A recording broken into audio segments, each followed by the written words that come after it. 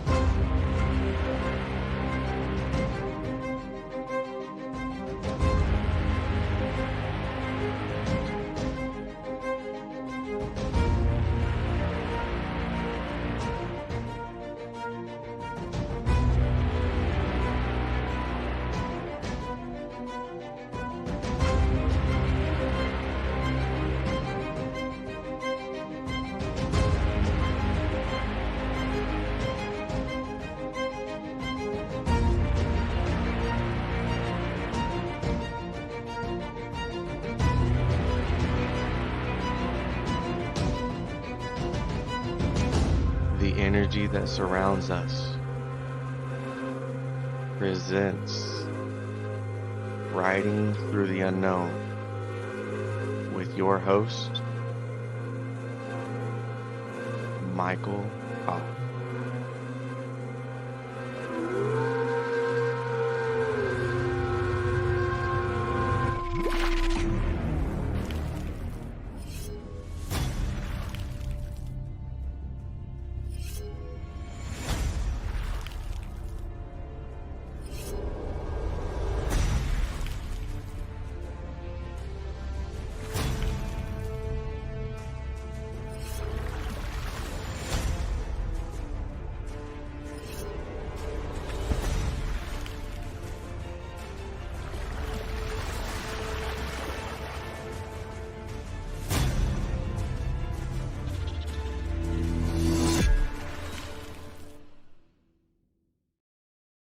And welcome to another exciting episode of The Energy That Surrounds Us, Riding Through the Unknown. I'm your host, Michael, and joining me tonight is a guest that I have been looking forward to. We have talked on Messenger, so I'm grateful to finally be able to talk face to face with the one, the only, Penny Bradley. Thank you for having me. Thank you for agreeing to come on.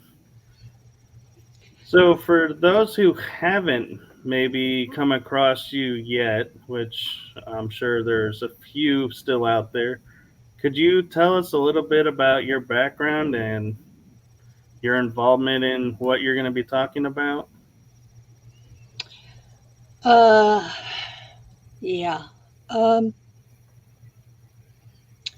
I was born in 1955, and military laboratories, which I guess is now what they call DARPA, had used early CRISPR tech on a bunch of us and had added etDNA so that we would have psionic abilities that normals don't. And because they did this before I was born, they thought they owned me outright like a truck. When I was 4, they came and picked up their truck. A couple of men in green fatigues showed up at my house with a Korean War era Jeep, and I was not the only child they picked up. They picked up other kids from other families, and we had a pretty full Jeep as we were driving from Central California cross country to Langley.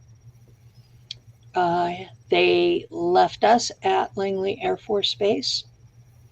There's a building there that used to be a hospital. It's not the CIA building. That wasn't built yet then in 1959 when I was 4 years old.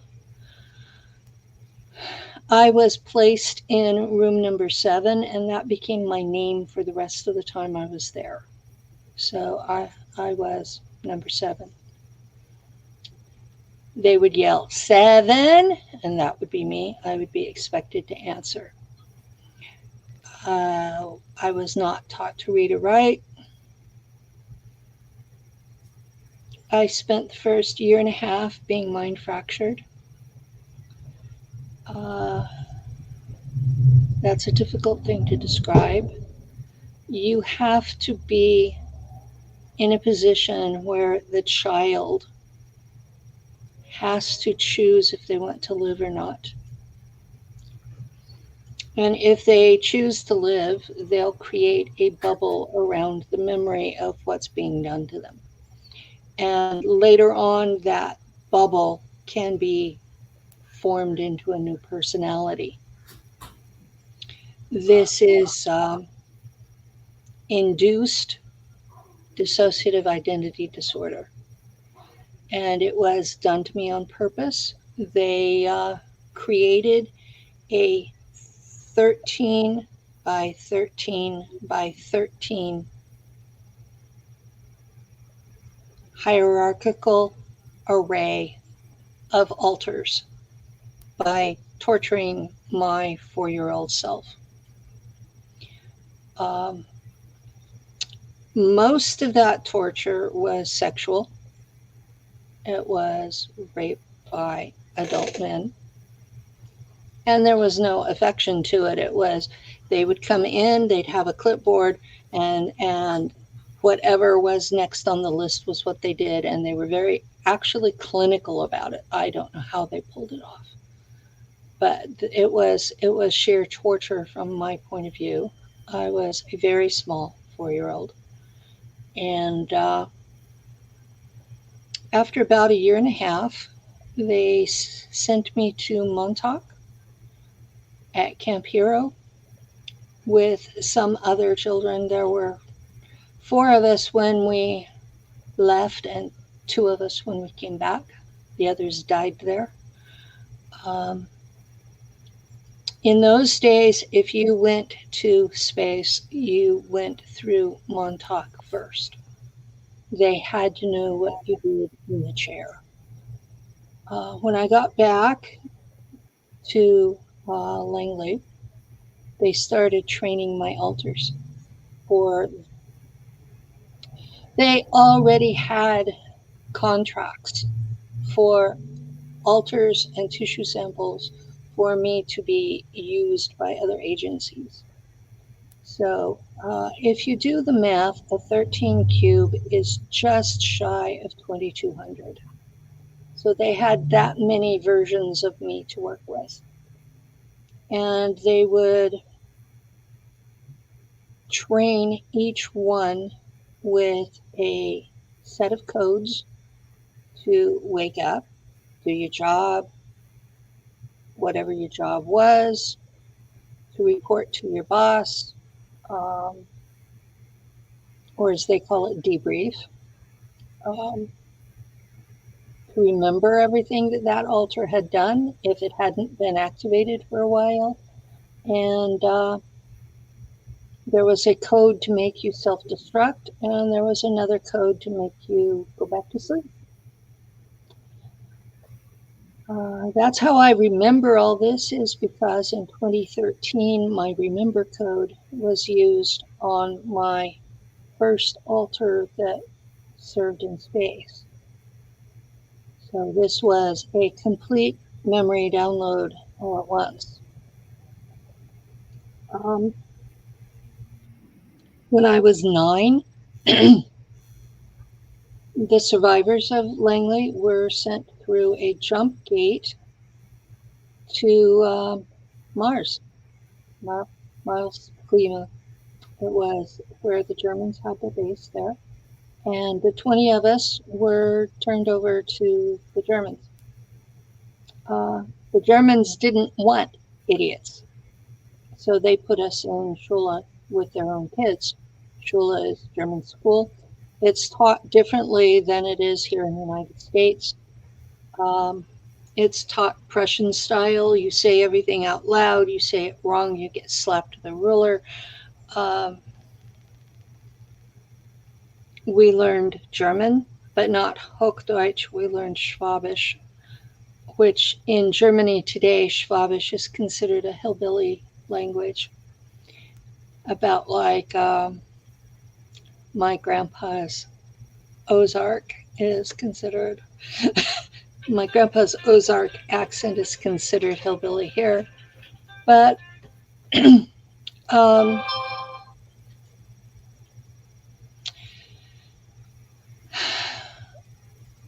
on Mars, I was taught their culture, their beliefs, their literature, the way the space Germans teach science. I was taught extraterrestrials and how to survive among them. I was taught my job, which for me, I was a fighter pilot while I was on Mars. I was part of a unit of American women who served with the Germans on Mars, flying, here we'd call it near Earth orbit. And we had computers in the ships that would monitor what was below us. So we had assignments. You were supposed to find the Mars raptor nests. And if they were small, take them out. If they were larger, get back up to take them out, because we were at war with them. And we were supposed to monitor the Mars native mantids, which were a lot like ants, 9-foot tall ants, if you can, except where Earth ants have that narrow little space in their thorax to abdomen, their tiny little wasp waist. Right. They didn't. So, as military and knowing the way military operates, we called the raptors lizzies, and we called the ants, we called them bugs. So when we would go out into battle, it would be against the lizzies or against the bugs. And these are standard military dehumanizing the enemy.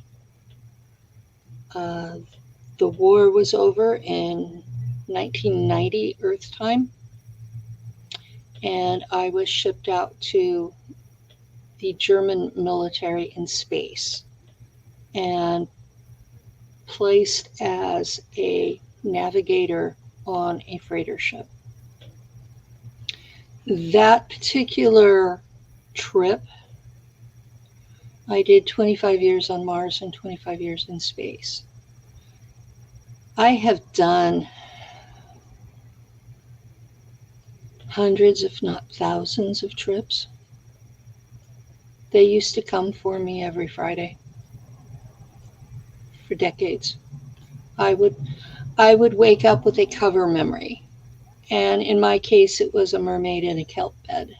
And I learned the technique of getting past the cover memories because I knew I could not possibly have been a mermaid every week. But it was every Friday night I would dream the same thing. So I learned self-hypnosis in the 80s, and I use that. I go into a light trance.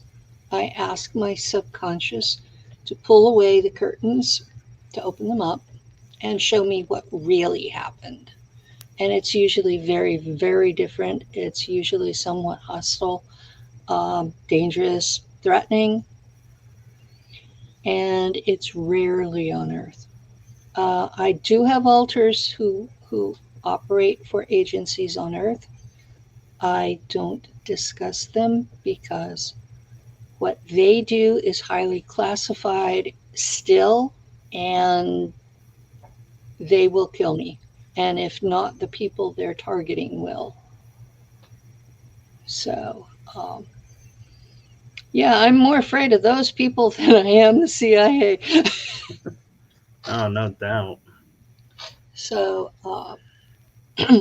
but yeah, I came back. My They put me on the front porch instead of in my bed. They had my pajamas on me inside out. I didn't speak English anymore. My parents were young. Um, my mom would have been 20, 21. My dad, 3 years older. And they didn't believe in amnesia. They sure didn't believe in abductions.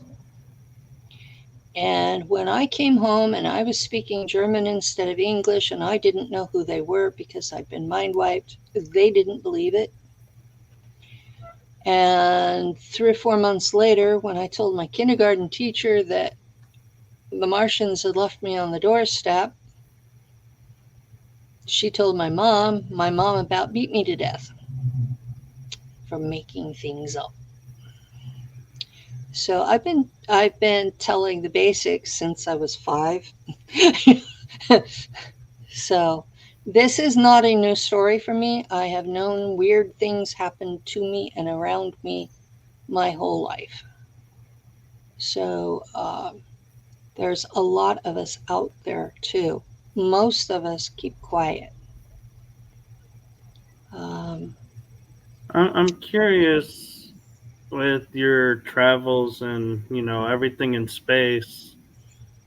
Do you ever, like, when you're looking at random videos or somebody sends you a request, like a friend request, and go, I know them, and recognize them from the programs? Or are we like totally different from what our alters look like? I don't recognize faces. People have asked me, do you remember me? I don't know. I recognize your energy, if I recognize you at all. When I first heard Joseph Powell on uh, Zan John's show, I knew him. I couldn't place where, but I knew him. When I first heard Arkim Ra, I knew him. I didn't know from where. Um, both of them remember me from places I don't remember being. And I give them credit that, yeah, they remember me, but I don't, so I don't talk about the story. It's not my story. Um, there are others that I just don't remember them at all. They're, it's like, I don't know who you are. Um, and they're actually hurt because they say they were really close to me at the time, and I'm like, the mind wipe is good with you. you know so I'm not mean to those people, but if I don't remember you, I don't remember. Right. And I'm wondering if, because I've seen like somebody will put a picture up and I'm like, I know that person, but that picture is from, like, say, the 60s, and I'm like, I was born in the late 70s, so there's no way I could know that picture, Oh, that yes, there person. is. There's time travel in these programs. Anytime you have hyperspace drive, you have time travel. And the public hasn't wrapped their heads around that yet. But if traveling through hyperspace requires time as well as the different angles of everybody knows that there's the X, which is the flat, the Y that is straight up. So with them, you have a flat plane, and then you have the Z axis that comes out of it. Right. okay, you also have the time element, which is not linear at all. And it changes a lot depending on the magnetism of the planet or star you're going around. And so you're dealing with a space physics that people on Earth are still saying, "Oh, well, we can go from point A to point B, and we can go in a straight line, but it takes time to get there, and you can't go backwards." No, time is a river. You're on the bank of the river. You step into that river, and you can go back on the bank anytime you want, forward or backwards. It's easier to go forward, but it's possible to go backwards. Every time a ship goes into hyperdrive, it's a time machine. I'm kind of wondering because I know they've been around for centuries, but they garnered awareness in the 80s with Nelson Mandela. And I'm sure you know where I'm going with this, the Mandela effect. Is that like us going back and altering something and the new timeline comes in, or and we're like the only ones that recognize it because of what we do? There were approximately 22 timeline splinters. They were not separate timelines, they were splinters of one. And all of them were destroyed by different reasons. All of them. Nuclear war, biological war, asteroids, all kinds of things. All 22 of them. And the Time Core took all of them and blended them into the next one that was not destroyed. That's why you're getting so many of these stories, is because it was 22 splits. Now, one of the horrible things is that if you had a wife or child or husband or parent that was in that splinter, and there wasn't a person like that in this one, that person disappeared. So the stories of where did my spouse go, those are real too.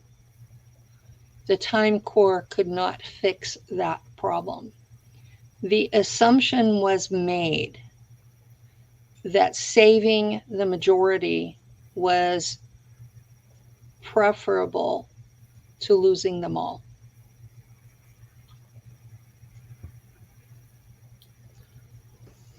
And yeah, the Time Core is real. I know several folks who are in it. We have found each other here. And yeah, I'm part of the Time Core. So I'm kind of curious with your story. You know, you say you started out as a fighter pilot, then became freighter. Was that by your choice, or that was just all of a sudden your altar had a new assignment and you're like, okay, I'm now working on a freighter? I got in trouble on Mars.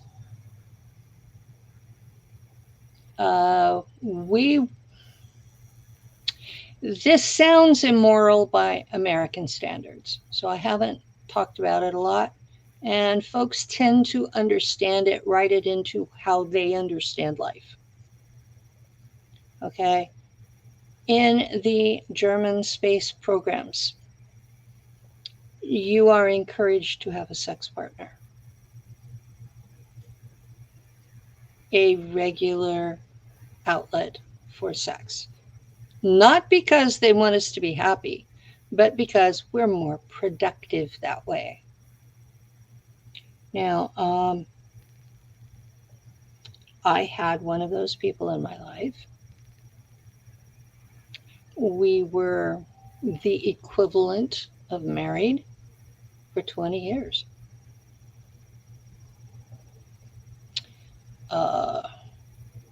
He had been at Langley with me. He was number 5. And I was sent on a raptor nest mission. And my scanner showed him being dinner for a nest of raptors. They were eating him alive. And I panicked, and the ship's computer interpreted that panic as fire all weapons. Well, the German command were able to time travel and get all the humans out of the nest before that happened. But the decision was made that I was not to be trusted with those kinds of weapons again. And when I've talked about this story in the past, some unscrupulous interviewers have decided it was some sort of a love story.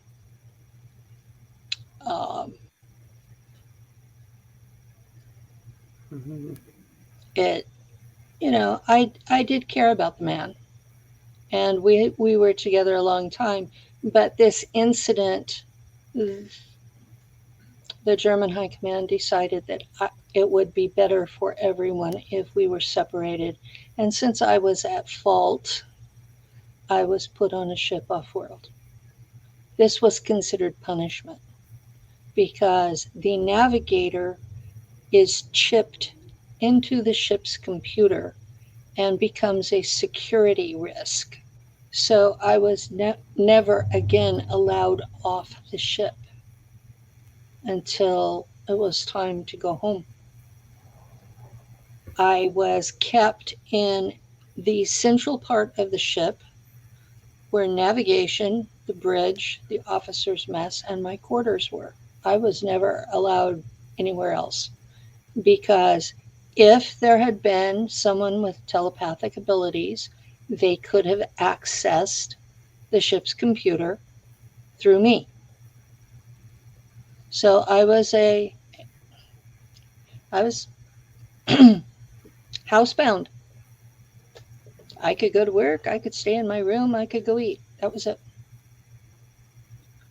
So I'm curious, did you get... For the next 25 years, I was a house prisoner.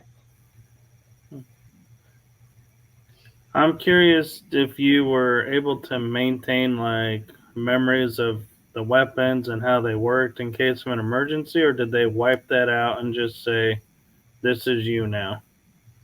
They wiped out everything and said, this is you now. Except when I came home, I was returned to age 4, but I spoke German instead of English, and my parents were very angry about that. And when I was 6, my dad had a 30-06 that he had behind the front door. And I took it apart and cleaned it and oiled it and put it back together right in front of him. And he completely freaked out because there was no way I should have known how to do that. And yet I had been military in space. But he didn't know that. And when I talked about it, he called me a liar and beat me. So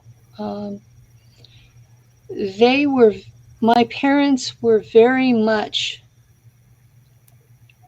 their reality was all there really was, and anything else was a lie. So this was how I grew up, that my memories were lies. That's what they called them. Right, and my understanding from talking to a lot of people who've gone through the program, like you're saying the 25 and back, in Earth time, it's like 5 minutes. That we lived 25 years. Was that your experience? I was an adult in space, and I was put back to being a child. I was put back to being that 4-year-old tiny child. And the memories, there were hazy, filtered things. I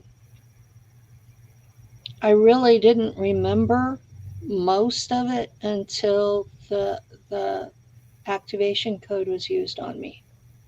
And that was in 2013. So I went from 1959 to 2013. I didn't know what these things were. And there's a lot of people out there that are like that. And very few of us are activated by code. Most of us, it's, what was it Tony said? He got ink from a tattoo, and then he went and had MRI, and the combination revived his memories. Most of us don't know what's going on. We just know we have nightmares of things that aren't possible on Earth, and we have abilities that most people don't have, and sometimes they work and sometimes they don't, because the agencies tried to put in firewalls. I finally gotten past the firewalls on most of my abilities. The ones that I haven't wanted to, because they're so dangerous. I don't even want to access them. I did things out there that I don't want to do here. Right, I totally understand that. And so I'm wondering, because you were navigation and everything, if dignitaries or other races representatives came on board, did they ever come through your area, or was your area completely sealed off totally from everybody? Most navigators out there are ET. Even with the early CRISPR tech, they didn't get a navigator every time. It's very few of us. I've been interviewing people for 5 years. I've been public for 7 or 8. And I've only run across 5 of us. It's not a common ability. Most of the navigators are either Draco or Zeta. And so you're working with those folks day by day. Some captains have a real problem with the Draco. And Draco are not monsters. They're not demons. They're... what are they like? Draco are like Worf on Star Trek. They have honor. You don't step on their toes or they get mad. And they're strong. They'll knock you across the room. They're 3 times as big as we are. They have powerful minds. But once you get past their racial bias, because they're not fond of us any more than most of us are fond of them. But once you get past that, they have a really bawdy sense of humor. They drink. They talk sex. I've never seen one eat another human being. I know a lot of the folks out there do, but I never acted like I was their inferior. So if you act like a slave, they will treat you as a slave. And I never did. I was their equal. I was doing the same job they were. So I had a different experience of them than other people do because of that. All right. I'm kind of curious, because I personally am slowly learning my roles in all of this. And when I'm driving, there are times like I will put my hand to where my wrist is on the gear shift, and it feels like I'm punching in codes into the car, or my hand will like start to tilt certain ways, and it's like I feel like the car is moving that way. Is that kind of similar to like what you were experiencing as like navigator, where you would be punching in numbers like on a pad or coordinates, or I was chipped into the computer and there was no. Okay, the first ship, the fighter pilot ship, had mouse pads. One was for pitching yaw, and the other one was for weapons. But once I got into an actual ship, all of it was mental. I would visualize where we were supposed to go. I was basically one with the ship, where the skin of the ship was my skin. And I could see 360 degrees around the ship. I could see the space critters that were coming to feed off the ship's energy. And it was a matter of brushing them off. I don't know how the computer interpreted it, but as I felt I was brushing them off with my hand, they would disappear. So I don't know what the ship did with it, but it was a very organic interaction. So while I was on duty, I was the ship. And it's difficult to explain that in any other way. It's almost like when you're driving and you become one with the car. I don't know if you've ever experienced that. I mean, I live up in the Sierras, and I would drive and go down these roads that other people were terrified of. You go more than 40 and you go off the edge. That's the kind of roads. And, I would get into the zone. Well, when you're the navigator of the ship, you're chipped into the ship, and it's the zone. I mean, you just do it. And then you get some crazy commanding officer who wants to tell you all this crap, and you have to go here, you have to go there, you have to go the other place, and you're like, oh, you're not going to like that place. And they're like, I said go. So yeah, I was a lieutenant. I wasn't a top boss. I was a flunky. I may have been an officer, but I was still a flunky, and I knew it. So I had orders to follow, and things that were expected of me. And because I was in the German fleet, and they expected certain job positions to use black goo, which black goo is a sentient AI that is very dangerous. It changes the way your mind operates, but it makes you smarter. And when you're having to deal with operating a ship through hyperspace and making sure that all of the people are not in the walls and floors when you come out, then you need that extra brain power.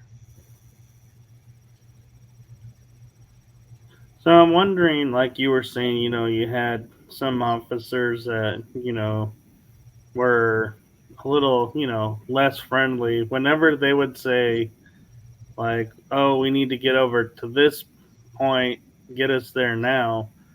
Did you ever be like, okay, I'll take the slower route? Or be like, oh, you want to get there now? And be like, okay, I'll get you there now. And like, make it faster than they expect and then make them like stumble when you drop out? I took extreme pride in my job. I tend to be a perfectionist, personality wise, and I took pride in my job.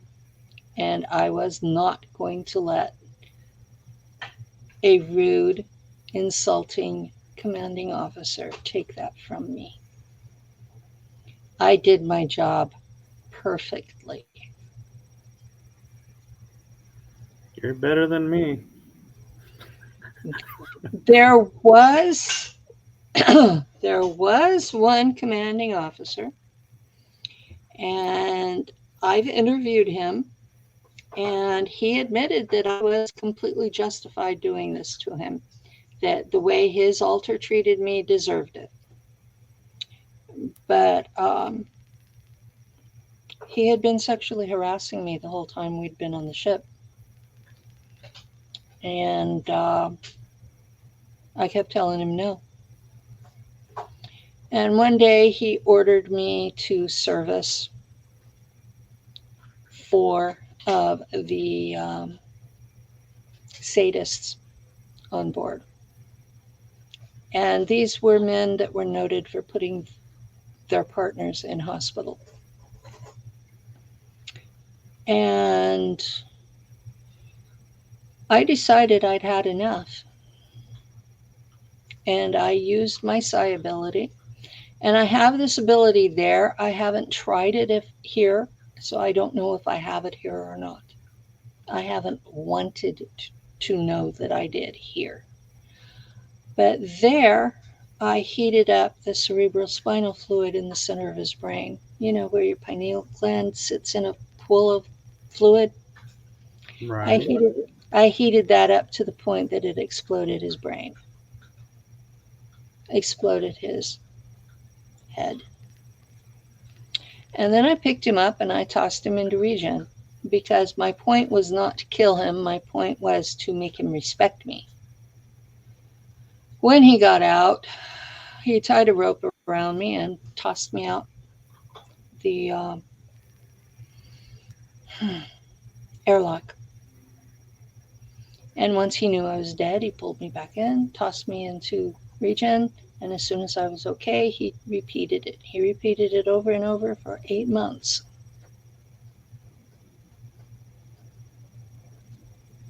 But every time he had to look me in the eyes, he was terrified.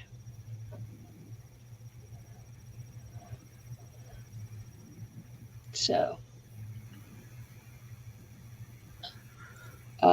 the man here says that yes, I was justified doing that.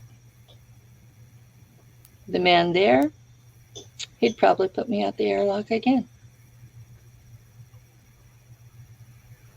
because he's just that kind of selfish creep.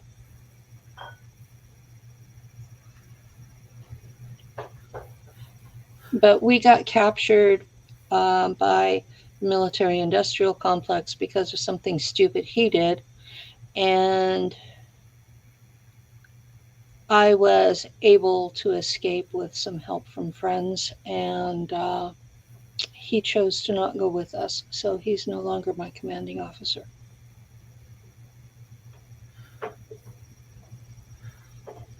So I find it interesting that, and I'm not sure, time-wise, how much time we had to get to this, but we always hear about the black ops here on Earth that the military is doing.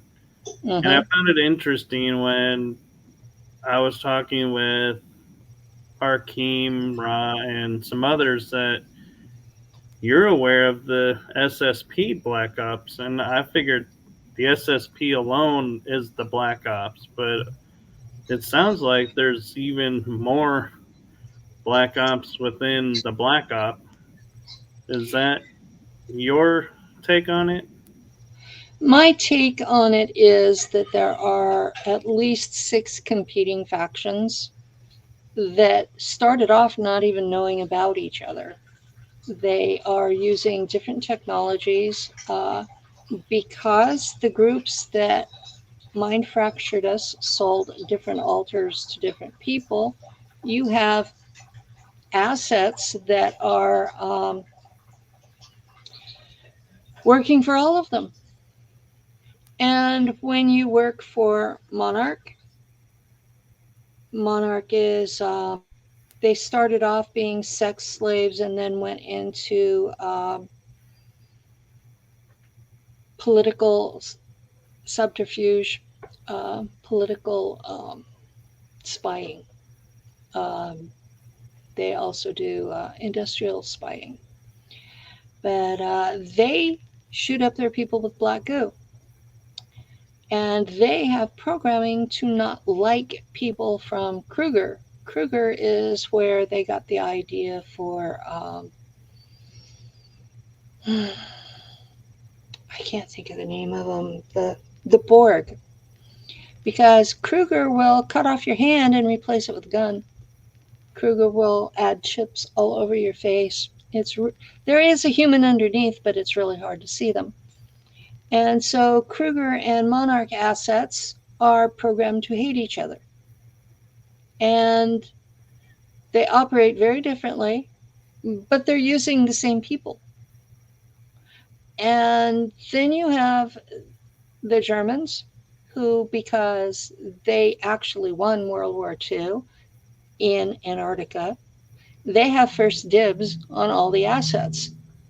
So if you meet their criteria, they will keep you and over and over and over and over and over. And if you're really good, they will tell you,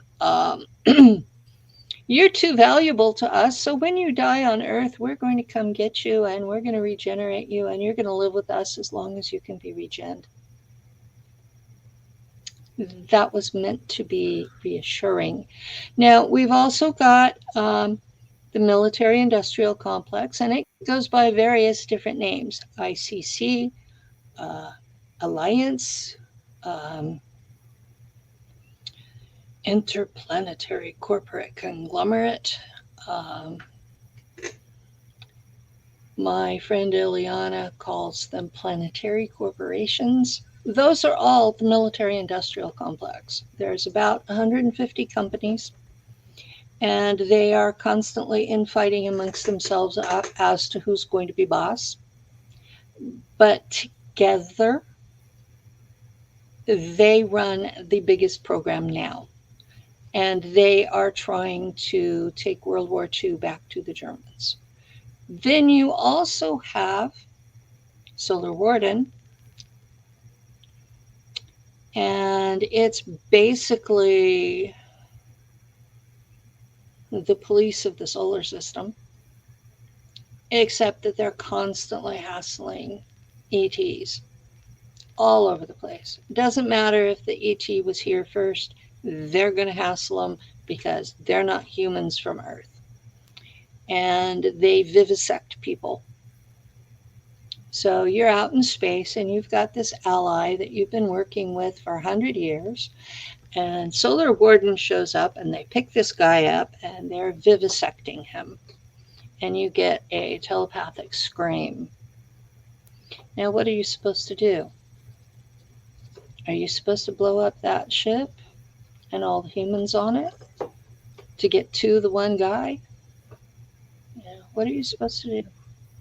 Yeah. And so Solar Warden doesn't acknowledge that anyone else exists, but they are pretty much stuck in the solar system. And then you've got the guys that used to be the Coast Guard for Earth. They used to be called, Earth Defense Force, and now they're Space Force. I respect those guys because they knew what they were signing up for, and they have been keeping the secrecy lid on it all this time, fully aware of what's going on. Everybody else has been kidnapped to work for these people. So, Space Force, I respect. They're real heroes. They are protecting us from the bad guys that are out there. There are lots of bad guys out there, and Space Force is part of why they're not here. Another reason they're not here is because humans on Earth are considered to be a child race. And the galaxy has a government. No, it's not the Galactic Federation of Light. That was made up by the CIA and put through V2K, and it's a distraction. The real government calls itself the Galactic Authority,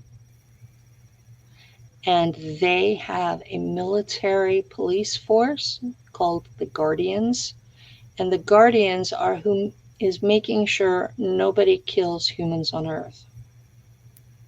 And to be honest, if they show up in our sky, we're in trouble. But they are who has a base on Saturn.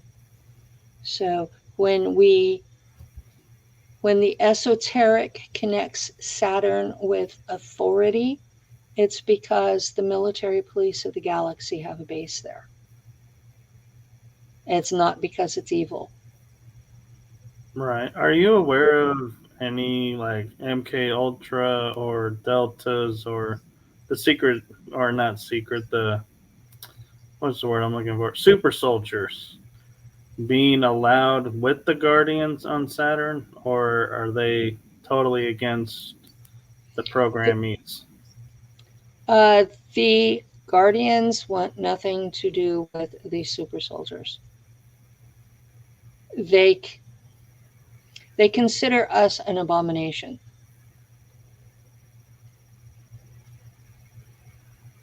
Seriously, we go out into space, we create havoc for them to have to clean up, we destroy worlds, we capture prisoners, we turn them into cyborgs, we sell them into slavery with other ETs in exchange for what are de facto broken toys, because nobody out there is allowed to sell us anything that will advance us. They're only allowed to give us toys. So this is what's going on out there. We're literally killing off our own people and sending them as robots out into space for toys. And the Galactic Authority is getting tired of this. So, my understanding is that all of these space forces out there are being sent back to the solar system inside the Oort cloud, and they started with the Germans because they're the furthest out, and they're just pushing us all back in. And Gina Hill has a YouTube where that she has a middle name that I can't remember, but it's Gina Hill, and she has been photographing ships coming out of the sun. Those are German and Draco ships bringing survivors from German colonies back to the solar system. And before everybody freaks out that these are Germans, remember these are human beings who originally came from Earth. They're us. Whether you speak English or German or Japanese or whatever, they're us. And it's time for us to outgrow World War II and our religious and ethnic prejudices and realize all of humanity is one people. All of us. There's less difference between all of humanity than there is between a single family of chimpanzees. And we're killing each other over those differences. Why? Where did we get this idea that we need to kill each other? I mean, as we speak, there's a religious war going on in the Middle East that's including genocide on all sides. They think it's okay to kill babies. Both sides are doing it. So where did we get this okay? This idea that this was okay? I wish I knew, because I would definitely go and time travel and change that one over to no, it's not okay. I don't think it's okay, and I hope that sane heads prevail, but I'm not seeing it.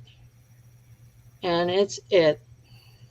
After being out in space and considering a Draco to be my coworker and Zetas to be my coworkers,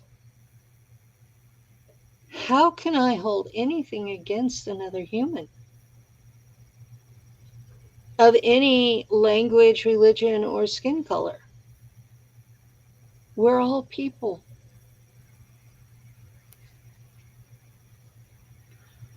Right. And I know we're getting close to the hour, so I don't know if you're okay to run a little bit longer or if you need to stick to the hour.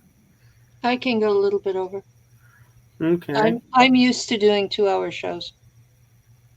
Okay, well, I haven't gotten quite there yet, but I'm sure I will be soon.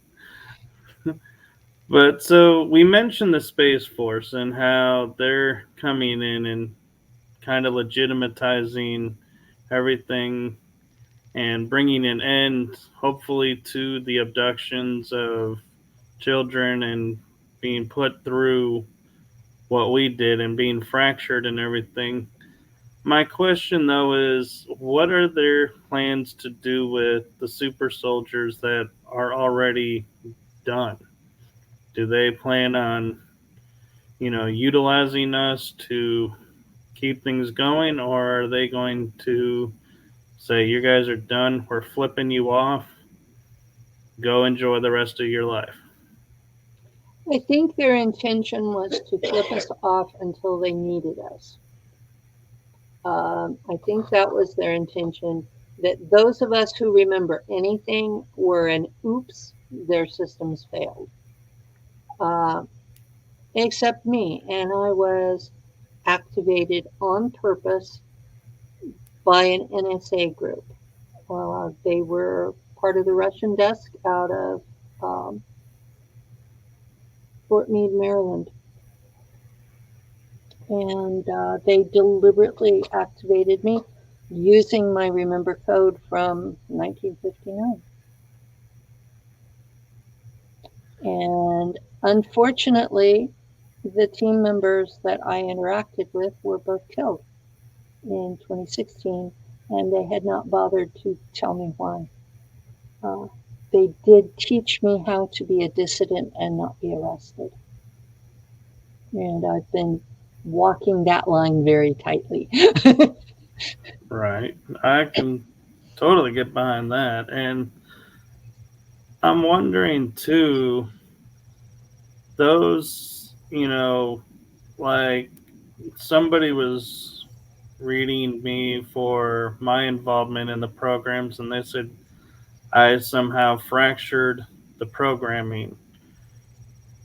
Are our codes written down in a file somewhere, and Yes. do we know where those are, or is that some? They're in the CIA archive computer in Washington, D.C. But accessing them will take an act of Congress. And we all know how long Congress takes. We all know that Congress is having trouble believing that any of this is real. There are a couple of Congress critters who have made that leap, but the majority, no. Right. And so I'm also wondering, are we fracturing and breaking free with help from them who fractured us, or the Space Force maybe? and they're helping us break free, or are we just learning from ourselves like you did self hypnosis to remember? Is our minds just becoming so strong and powerful right now with the energies going on that we're able to break it and start to remember on our own? I think we've reached a tipping point where more and more people are going to remember on their own. But you have to remember these people meant for the memory blocks to be permanent. They did not intend for us to remember any of it. They wanted us to disappear into the population until they called us up. Now, when I first came public, there was a woman out there on YouTube that was saying that we were a standing army just waiting to be activated by a code word. And I have not found anything to prove her wrong. And that worries me because there are at least 1 million of us worldwide. And it's not just the United States. There are folks in Russia and China and the Middle East. And the ones in the Middle East, the women especially, are just tormented for this. They're not allowed to talk at all. I've had them talk to me 2 or 3 times in Messenger, and then they're offline.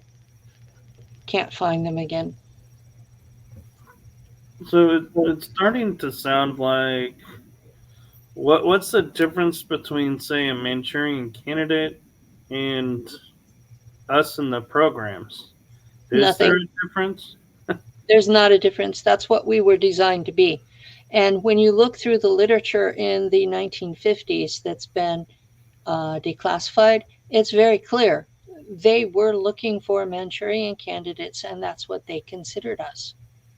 They wanted alters that did not share memory, that could be trained to do things that were illegal and immoral, and that the main personality wouldn't remember, that you could pass a polygraph because you honestly didn't remember. Now, when you look at some of these folks that have committed great crimes, I can't remember the guy's name, but he did the shooting in the Colorado theater. You see the confused look in his face. He had no idea he'd just killed people. Right. He had absolutely no idea. This is what they were looking for to create. This was their goal. Now, the difference between super soldiers and SSP is basically that super soldiers are ground thumpers and SSP are officers. That's your main difference.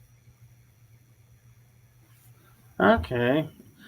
And the other reason why I ask about breaking the code and breaking all the blocks is, for me, I feel like it started when I was watching Star Wars. It's like I would start getting memories and I'd start to feel like, everything they were doing I could do. And it's like, wait a minute. And it's like I'd start to have flashes of memories, and I'm like, that's why I was wondering, is someone hacked the program and is creating programs that are waking us up, so to speak? Now, And in 1980, there was a new program that was rolled out on the public. It's called V2K. It is now. In those days, it was voice of God technology. It was used in warfare in the Kuwaiti War. That was why the Iraqi soldiers laid down their weapons and surrendered, was because they heard Allah in their heads telling them to. right. So this technology is based on something called the Frey effect, Frey. And its microwave frequencies hit the nerves and bones in your inner ear, and it's just loud enough for the brain to perceive it as its own thoughts. And so you can't trust anything that's been channeled since then, because this has it started off with the HARP technology in Alaska, and each time there was a new HARP facility, they expanded their base. And now it's being run out of Antarctica in the ice cube neutrino detector array. And if you want to hear about that, Eric J. Hecker has done a whole series of interviews about it, and he has testified before Congress about it. And this particular thing was run by Raytheon.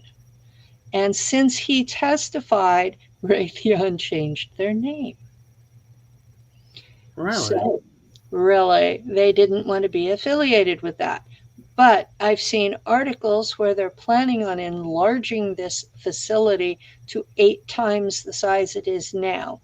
It's not just passively sitting back looking for neutrinos.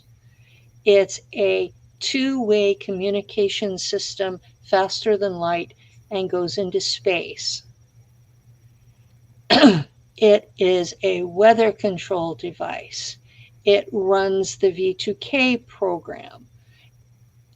It is an earthquake generation device. And not only do we know it was used for that in 2011, but we have found emails on WikiLeaks where Mrs. Clinton, who was then Secretary of State, says yes, and it's on time. So we know its use was planned. It's a weapon, and it's being used for mind control of the population, the entire population. Once they get this thing to 8 times the size it is now, they're going to be able to control the entire planet through it. So, when you're saying like the earthquake and all that, is that where the weather wars is coming from as well? Yes. Or is that okay? Yes, it's from the weather wars. It caused the earthquakes in Turkey that killed 50,000 people. It caused the earthquakes in Japan that took out Fukushima. It caused the earthquakes in New Zealand that basically decimated Christchurch. This is a nasty, nasty, nasty weapon of mass destruction, and is sitting down there at South Pole Station. And it's not even classified. You can look it up on Google. Boy, that's like the ultimate. It's right in front of your face, so you don't look for it. Exactly. And I've had Eric on my show several times, and this is why. It's because he was the plumber that kept it running. He's a first-hand prime witness, prime source, primary source. And people who don't understand that, they're going, well, where's your links? He's the link. Okay, he had me to his house. My partner and I went to his house for a week, and he's got boxes and boxes and boxes of documentation. And we sat there just going through the documentation. And the other thing that people need to understand is there's no paper trails. There is a paper trail that he worked there, because that's what my partner Lou and I were going through while we were there, was his boxes of his paper trail.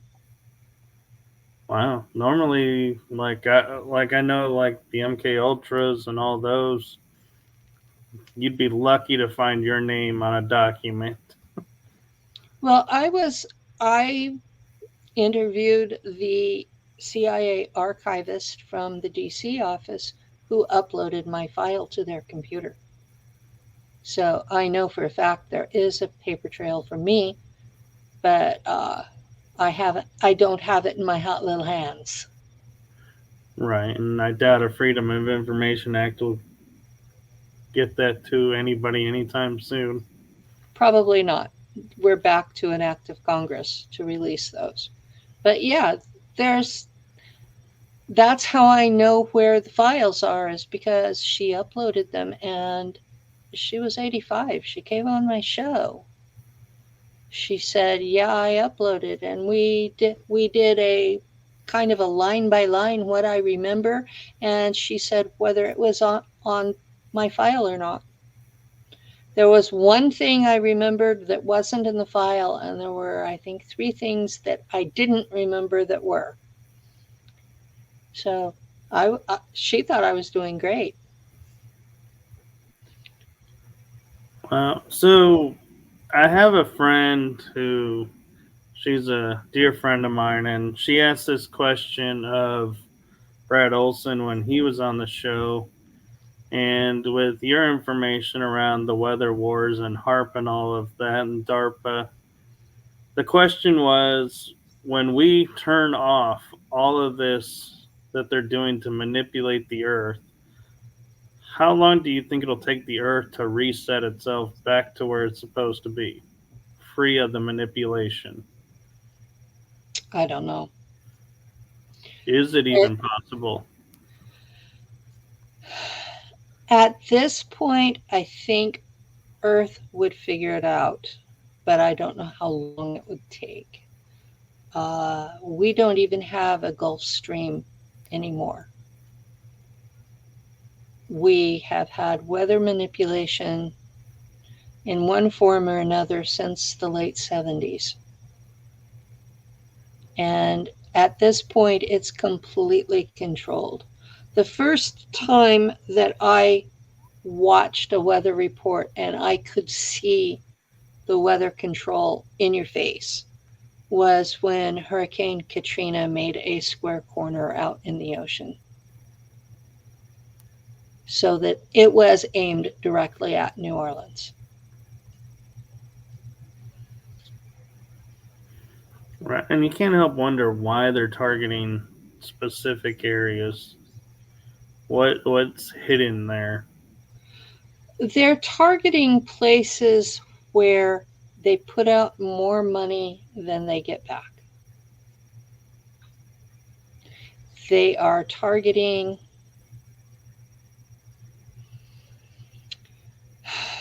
oh God, that would be a whole show by itself.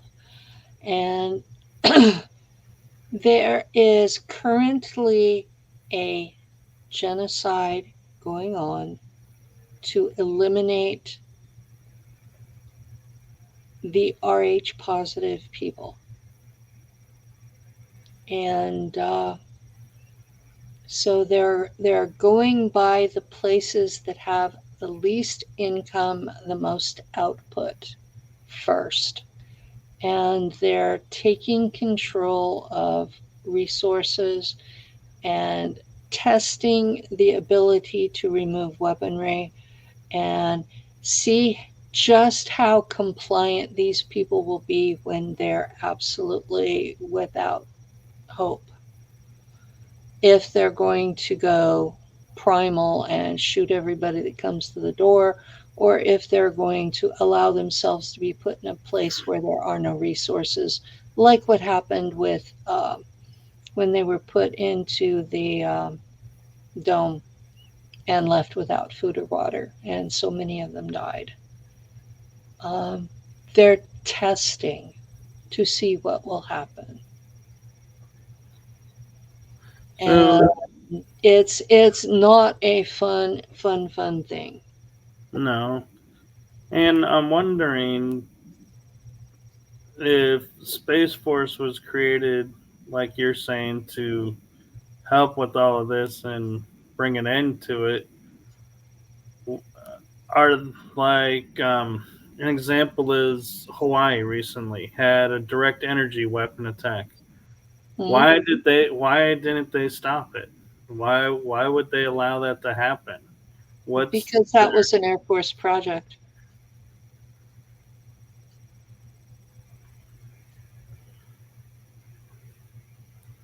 You have to start paying attention to what the different agencies are posting online. You look for the Club of Rome. They've been talking about depopulation of the poor folk since the 1970s. You have to look at the United Nations agendas, Agenda 21 and now Agenda 2030, what they actually say. And when they say depopulation, they mean killing people. When they say 15-minute cities, that means burning out what's already there to replace it with 15-minute cities. In California, they've been going through, because I live in Northern California, not in a city. I live in the country where we have forests, and we keep being burnt out because they have huge swaths that are zoned for no humans. And yet we've got people living there. So yeah, they're going to burn down the forest to get rid of the humans. And they don't care if we die or not. The current policy is, if it's not a government building and you don't have a 50-foot clearance around your house, they're going to let it burn. And it has been that way since the 1980s. It's just the rest of the country goes, oh, it's California. Well, we don't care if they burn. And so they've been going through and systematically destroying resources in California so that they can have the kind of plan that they want. They want coastal cities where everybody's in a 15-minute city. They want Central Valley cities for what farming they're going to allow, and they want everything else clear of humans, period. And that's what they're planning for. And they've been working for it for 4 decades. And yet the rest of the country is saying, well, we'd be happy if California fell off into the ocean. Okay, kind of nasty, but it's the way people feel. And in the meantime, they're testing out all their new toys on us. Right, and which is why disgusting. It's disgusting. Why they allow it? Because nobody has enough knowledge to know what's going on and enough power by themselves to stop it. And it requires public opinion saying, oh, hell no. And that's not happening. And I can verify all of this through news clippings, links, articles. The next thing that you need to look at is the World Economic Forum. Klaus Schwab. He has much more power than you think he does.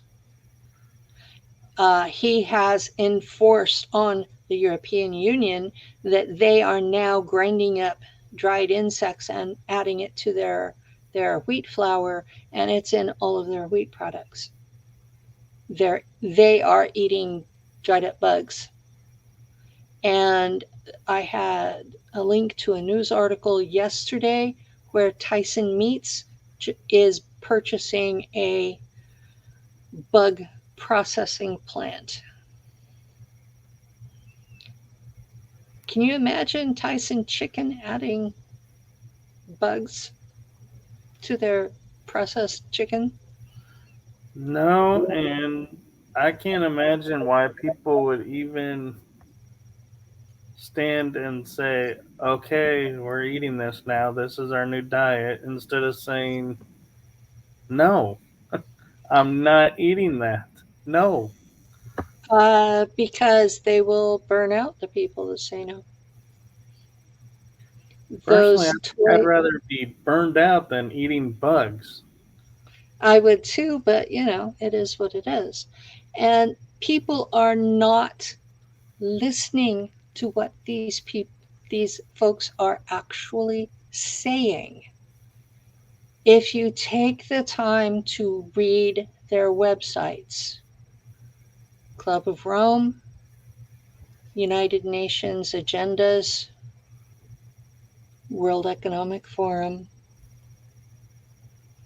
those are the places you start. If you read those three, and then you go to foreign policy, it's the mouthpiece of the Council on Foreign Relations and tells the State Department what to do. You read those and you will know exactly, real time, what's going on in the world. And what's even scarier is we haven't even gotten to the Vatican's involvement. Oh, the Vatican's behind all of it.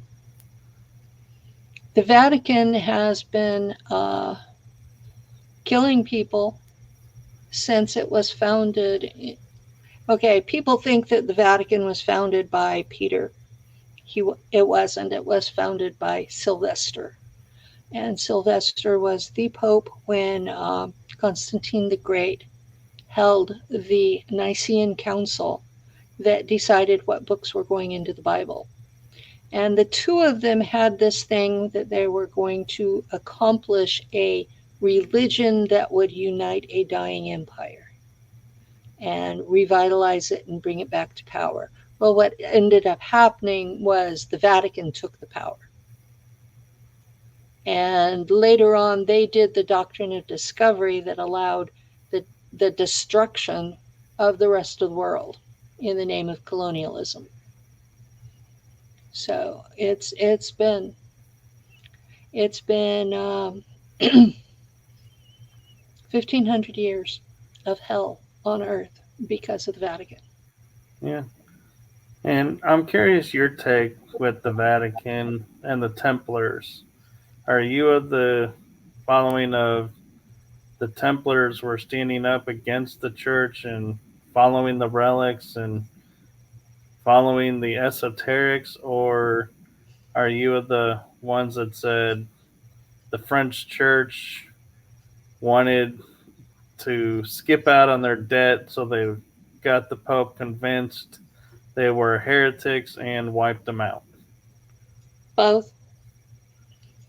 I'm from the Grail line. The Knights Templar are sworn to protect my family. So I see them as a military branch. I don't see them as evil per se. They know their mission and they do it. I don't see where they did anything wrong that they should have been excommunicated. The Baphomet that they worshipped was the Shroud of Turin. And it's now a holy relic that people come and pay homage to. So I have ancestors who were Templar temple masters. They had their kids before they joined the Templars. I have ancestors who were kings, some of whom gave sanctuary to the surviving Templars. I've looked at both sides of the story, and I really believe that most people are listening to the Vatican rather than looking at it objectively.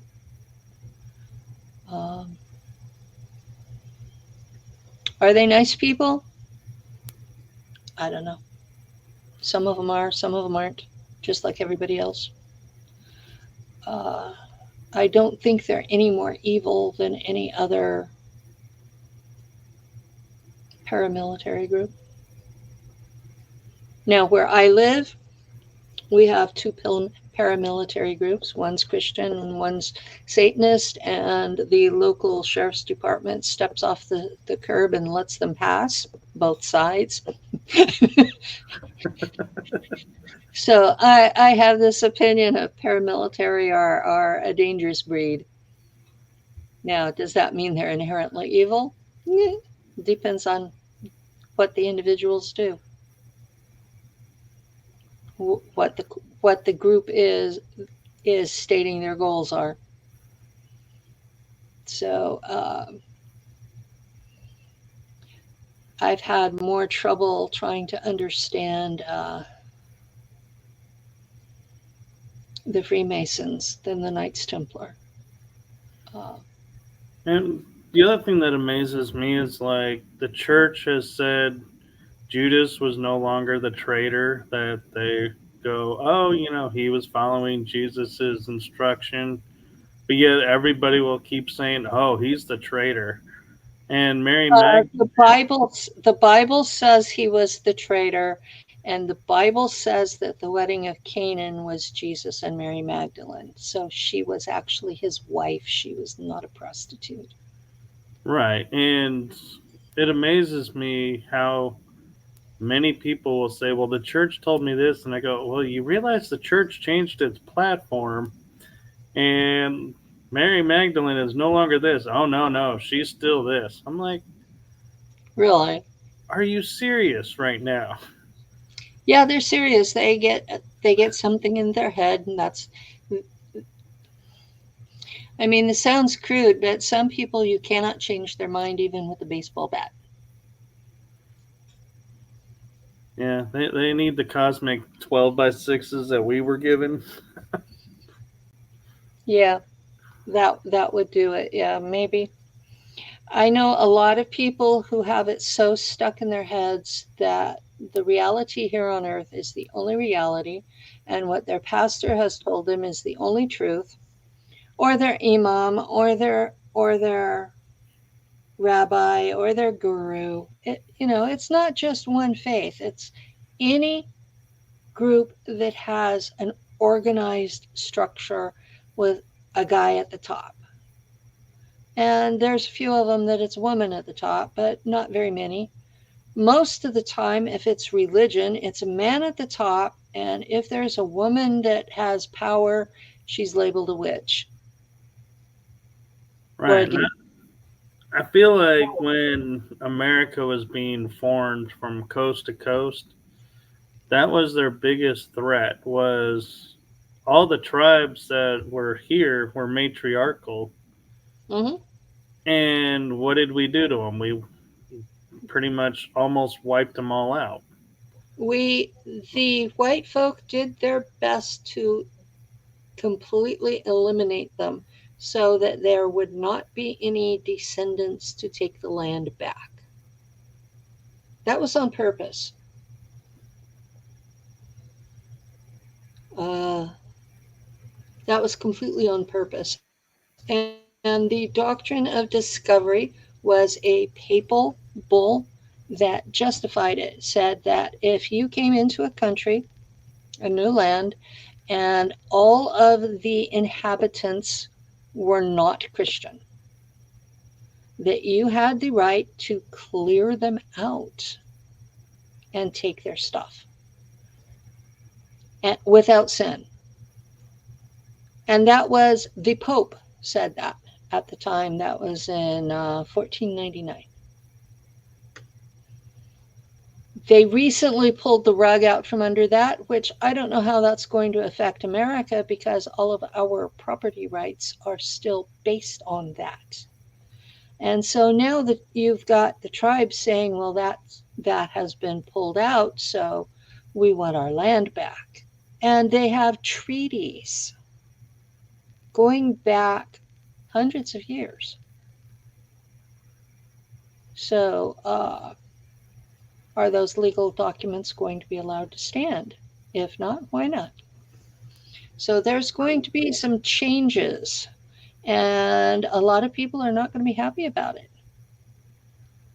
I know one state, the state I live in, Texas, when we joined the U.S., we had land that bordered Canada, and our border to the west was the Pacific Ocean.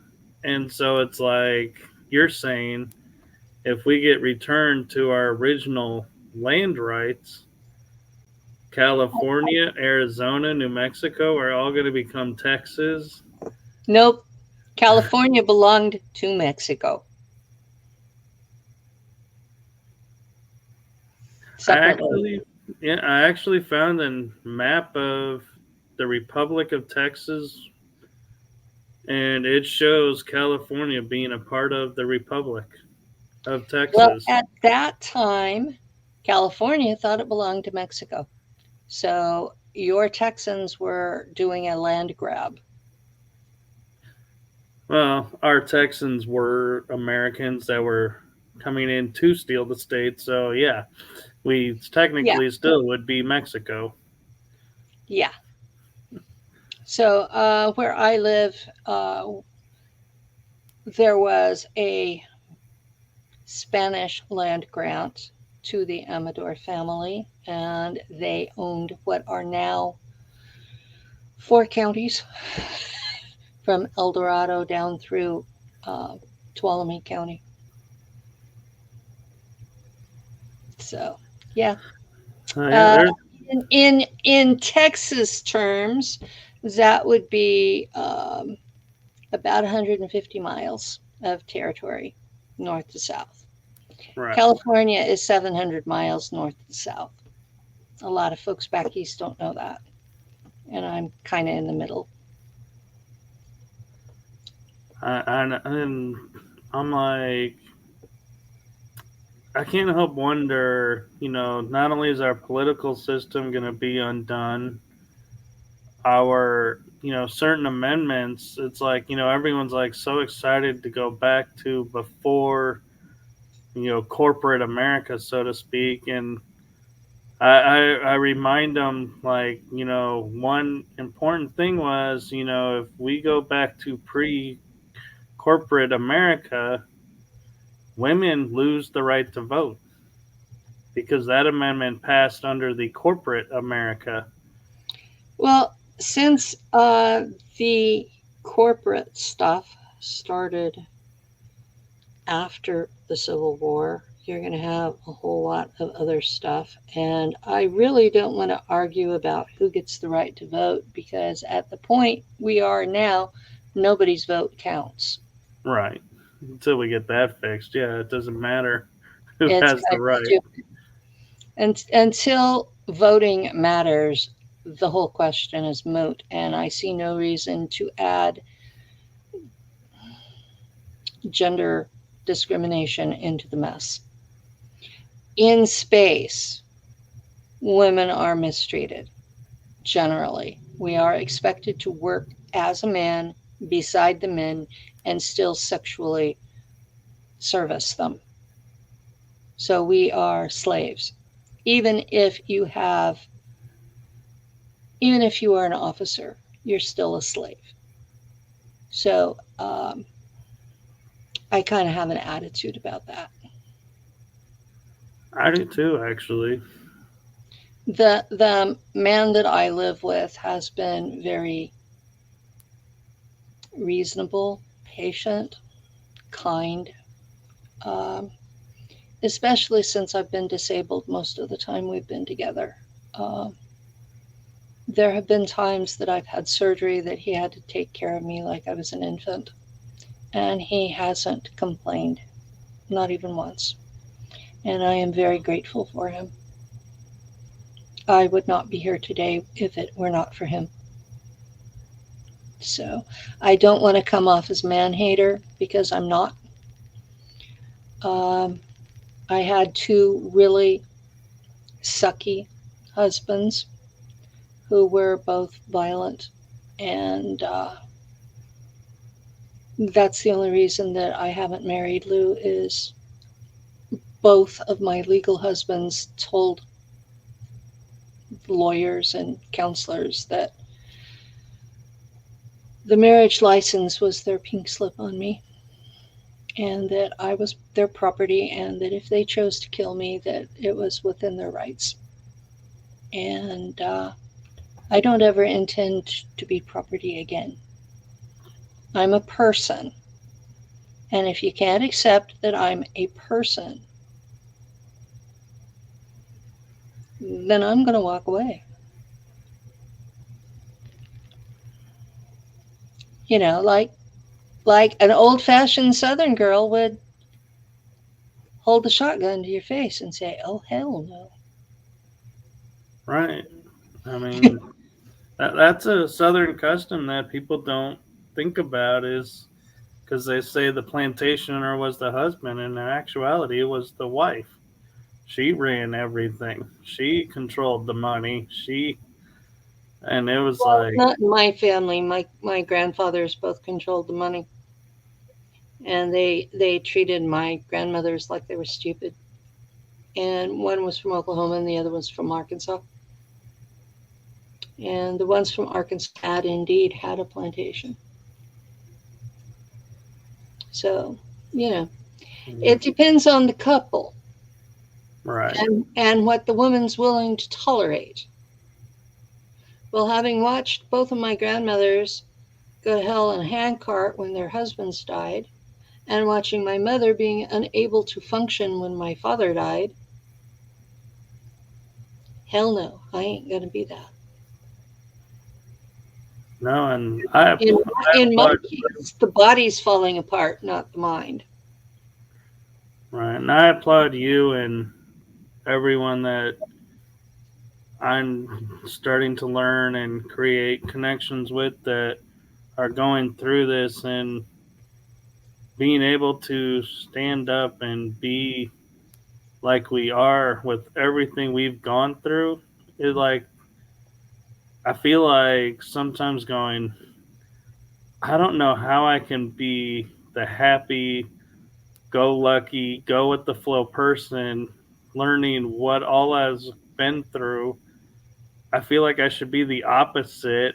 And like, it amazes me that we can rise up, choose, hey, we're not going to let this define us, and break I free.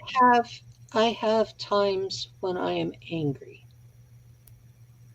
really deeply angry.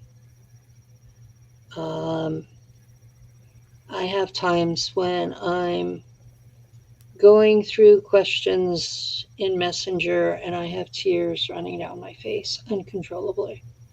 I am not a happy-go-lucky person, but I remember a lot more than most.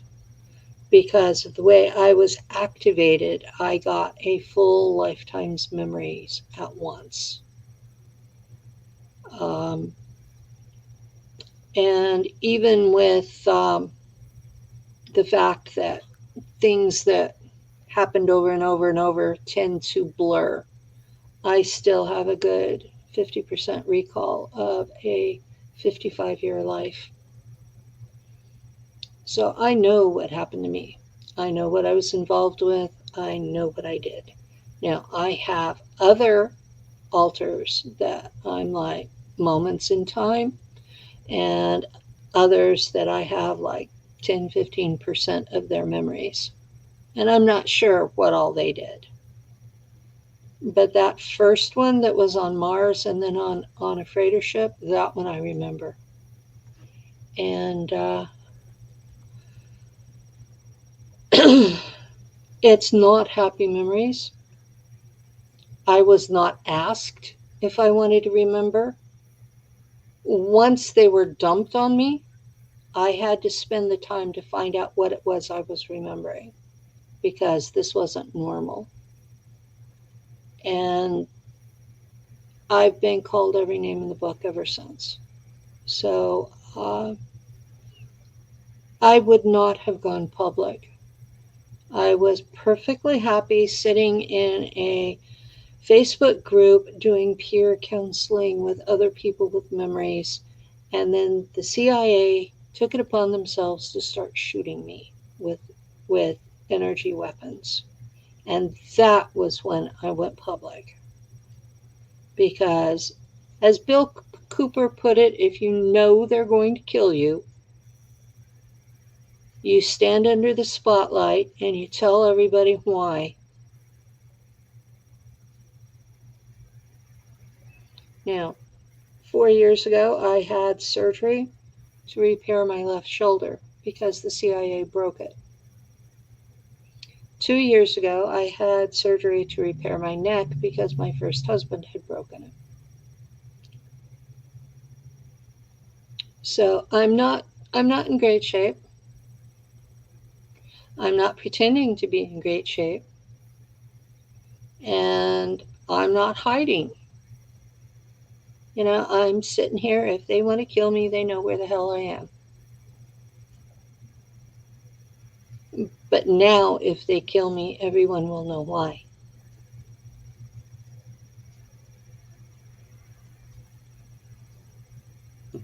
Right, which I think is the important thing of why all of a sudden you're starting to hear more people like you, Tony, Arkeem, who've been through the program and have the memories coming forward because, Well, they're leading the way for others. Tony and I came public at the same time. We knew each other. That group I talked about that I was doing peer counseling, we were both admins in that group together when we came public, 2016. It's just my first interview was with Jay Campbell and his was with Michael Soller. That was the difference. And Michael Soller didn't want to talk to me because I served with the Germans. Period. He still doesn't want to talk to me because I served with the Germans. So it's been hard. Some of the things people have told me, because I was an American that was kidnapped as a child and then turned over to the Germans. They make assumptions about me. Because I was a truther, they make other assumptions about me. First of all, I'm not a conservative.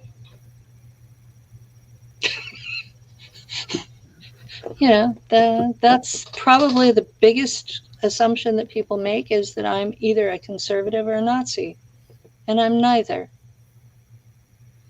The next one is they assume I'm either Christian or New Age, and I'm not either of those either. I practice alchemy. It's an ancient religion. It's what New Age was actually based on. I'm middle of the road, leaning towards liberal. I'm what they used to call an Eisenhower Republican. Look up the Republican platform for 1952. You'll be shocked. It's more liberal than even the Democrats these days. And yet it was middle of the road Republican at the time. I haven't changed. The parties have. Yeah, I think we have one party now, and they just call it two different names, so we feel like we have a two-party system. Everybody elected to office these days is a member of the Council on Foreign Relations. Every damned one of them. So, if you want to know what official policy is for the United States, the magazine called Foreign Policy is their mouthpiece. It's $150 a year to subscribe. It will tell you everything that's going on. It's not like I'm magic and know automatically. I actually have sources that anybody can access. I've told you 4 or 5 websites. You just read. It's the information is out there in your face. You just have to look at it.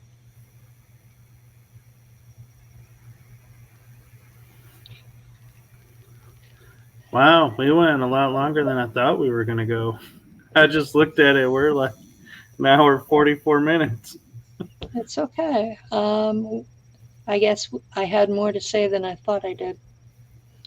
But No, I appreciate what you're sharing, and I had talked. I'm gonna do the one thing I told you that I do backstage was full transparency.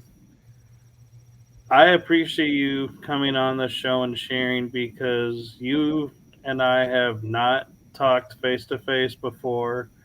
And so I know this was a huge leap for you to entrust that, you know, is this going to be a good show to be on or not? And I thank you for trusting in me. And I hope I delivered the type of show that you are comfortable with. And yeah, I just, I'm actually kind of surprised because this is the first time I've been on StreamYard where I had sound. I know. I was just thinking that. I'm like, they'd never cut your mic. No, they never cut my mic this time. So, okay.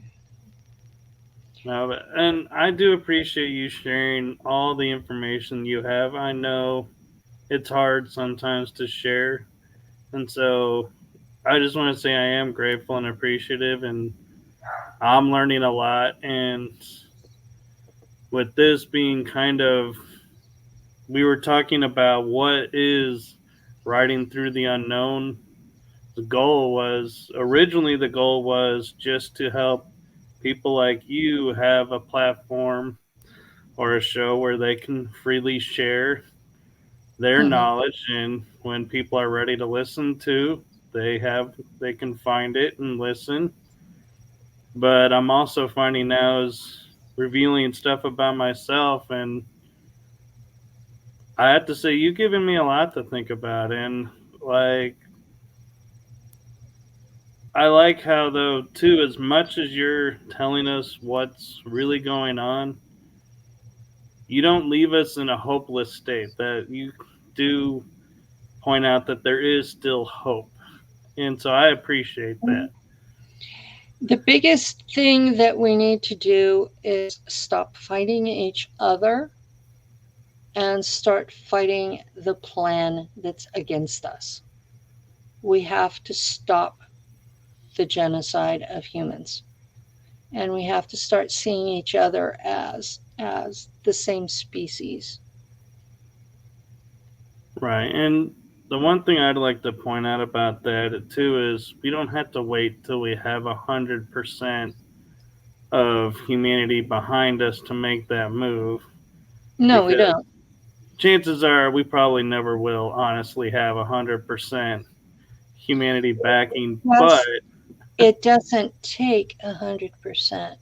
When the Americans revolted against Britain, at best they only had 5% of the population. I love how you brought that up because that's exactly where I was going with that. So, a lot of people out there don't study history. They're clueless. And it's like they were born into a brand new world. Well, I'm sorry, honey, it didn't happen that way. There have been people here for thousands and thousands and thousands of years, and the ones that were here 5,000 years ago were not any stupider than we are. No, I think they kind of were smarter than we were. I'm kind of seeing that too, that they were smarter than we are. But there was a recent study that they called it the 100th monkey effect. And it was when 100 monkeys on this one island figured out how, well, the beginning of the story is the scientist started feeding them a new food. It was raw yams. And over time, one by one, the children in the group, were starting to eat the yams. When it got to 100 monkeys were eating yams, suddenly all of them were. So, what I'm trying to do is make sure we get that 100th human to believe that this stuff is real and that it needs to be stopped. Right. And the beauty of it is you or I could be the 100th person and would never know it.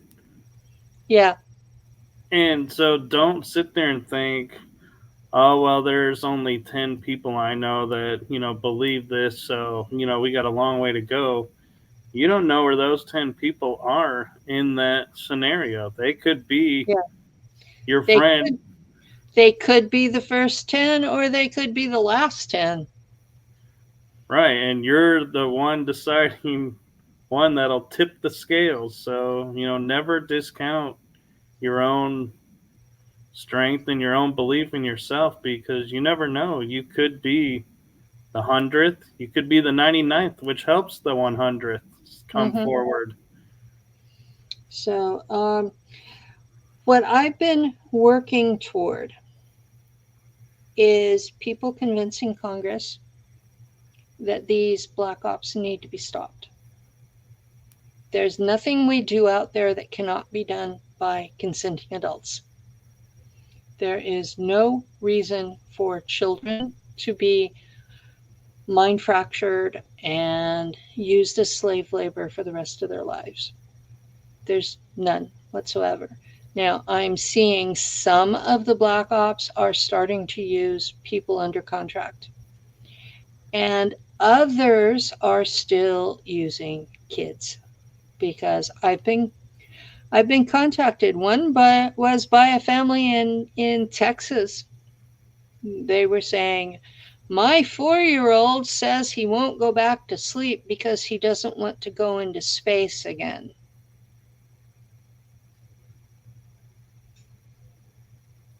Yeah, it's ongoing.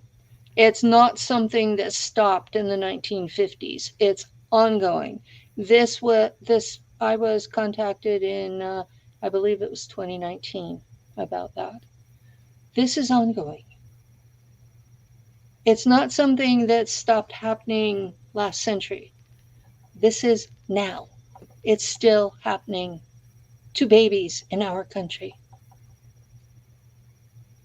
So Right. And that's my big push. Even if they kill me, that's what I want you to take away, is this shit is still happening to babies in our country. And it needs to stop. There's nothing that we do out there that cannot be done by consenting adults. exactly. And it may even be done better with the consenting adults, because as children, there's a breaking point. Even though they're fracturing us, there's still a breaking point. Whereas when they're consenting, their breaking point may be way further down than ours, because they're aware. So we're Yeah. unaware. They're in a solid one mind. They're not fractured. They're not broken. They're not already screwed up before they start. Their excuse they gave me all these many years ago was that adults go crazy when they're interacting with extraterrestrials. Well, we've had enough sci-fi to get people used to the idea. Right. So that shouldn't be happening anymore.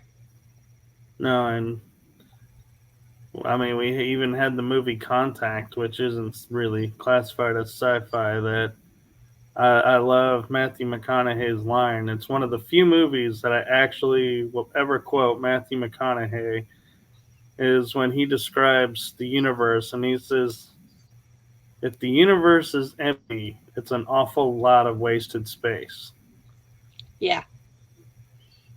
So, And that's the one line of that whole movie. I'm like, that's the one thing I love about it, because that's so true. It's like when people are like, there's nobody else in this universe but us. I'm like, well, then why did God create 9 planets? And yes, I'm saying 9 because I don't believe in Pluto being debunked as a planet, because I'm like, who are we to decide who a planet is and who isn't a planet? Yeah. Well, I believe in the 10th planet.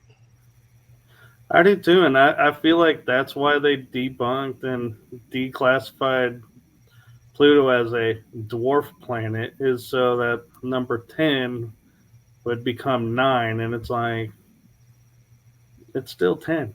You have 10 celestial, huge planetoid bodies. You can't erase one. Yeah. Well, Pluto being in its screwed up orbit proves there has to be another one that came and pulled it off the planet that was orbiting. So we're at close to 2 hours. We are. So I'm going to say thank you for having me. Yes, thank you for coming on. And thank you, audience, for listening. Yes, and thank you to everyone who tuned in. And so, as for this series goes, just a little housekeeping. This is the second episode of the month, so we will be back with this series next month. So stay tuned to the channel. I'll be making announcements of when the next episode airs and who will be on it. And thank you again, Penny. And I look forward to continue chatting with you and on Messenger, because you share so much great information. And folks, you have no idea. We have just in this 2 hours hit the tip of the iceberg of what she can share. And so I just appreciate how much we got in. And I know there's so much more. So if ever you're willing to come back on, I would be more than happy to bring you back on. Okay. I'll look forward to that. All right. And with that, let me see, my mind just blinked out for a second. So with that, we are going to say good night. God bless everyone. And wherever you are in the world, have a blessed day, blessed evening, and a blessed afternoon.